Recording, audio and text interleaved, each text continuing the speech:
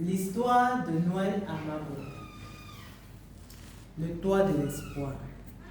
Un miracle de Noël au Cameroun. Il était une fois au Cameroun, un pays avec un soleil brûlant et une moiteur tropicale. Pendant des millénaires, les gens se protégeaient avec des huttes en bambou contre la chaleur.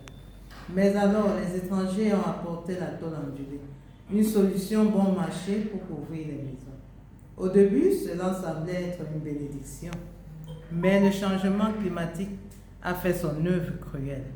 Sous les toits en tôle ondulée métallique, il faisait de plus en plus chaud.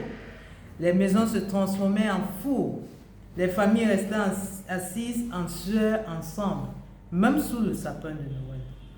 La famille Djomo vivait à Tiko, dans le sud-ouest du Cameroun. Monsieur Djomo travaillait dur dans la plantation de café, tandis que Madame Djomo élevait 4 enfants. La fille aînée, Amara, ne pouvait presque pas dormir de la nuit.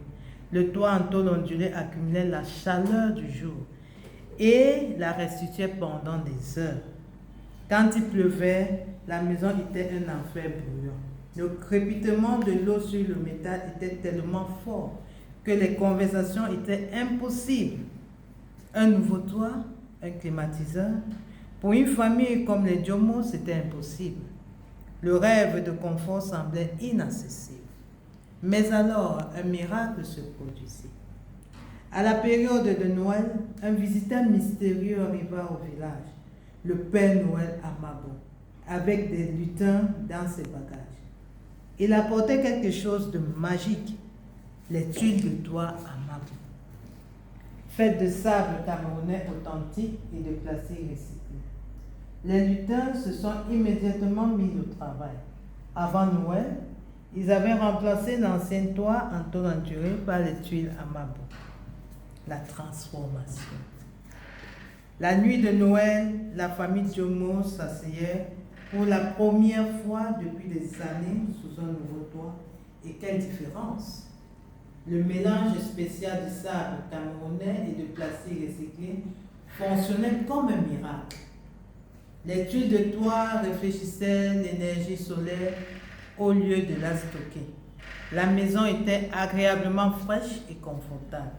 Les enfants pouvaient enfin jouer pendant la journée sans transpirer en grosse route. Et puis vint la saison des pluies. Le crépitement bruyant sur le métal avait disparu. Le silence régnait. Seulement un léger crépitement. Monsieur Djomo pouvait dormir pour la première fois en des années sans bouchon d'oreille. Les enfants ne se réveillaient plus la nuit.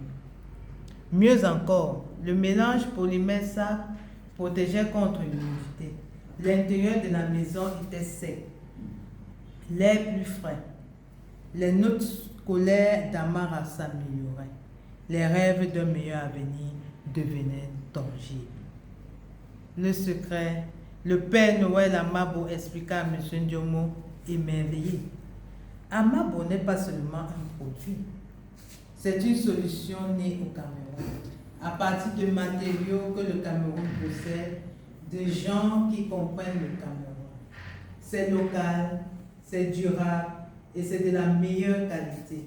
Et parce que cela vient d'ici, cela peut arriver à temps sans retard. La meilleure solution pour le problème du Cameroun était déjà là, dans les matériaux et la créativité du pays lui-même. Un nouveau commencement. Dans les semaines suivant Noël, la nouvelle s'est répandue. D'autres familles ont commencé à entendre parler des tuiles de toit à Mabo. La famille Djomo est devenue un exemple pour d'autres. Les lutins d'Amabo se sont mis au travail pour approvisionner tout le pays, depuis Tiko avec un produit local fier et de meilleure qualité. Amabo Tuiles, confort, protection et espoir pour le Cameroun, local, durable, authentique. C'était un toit d'espoir. Il est arrivé exactement au bon moment. La famille Djomo.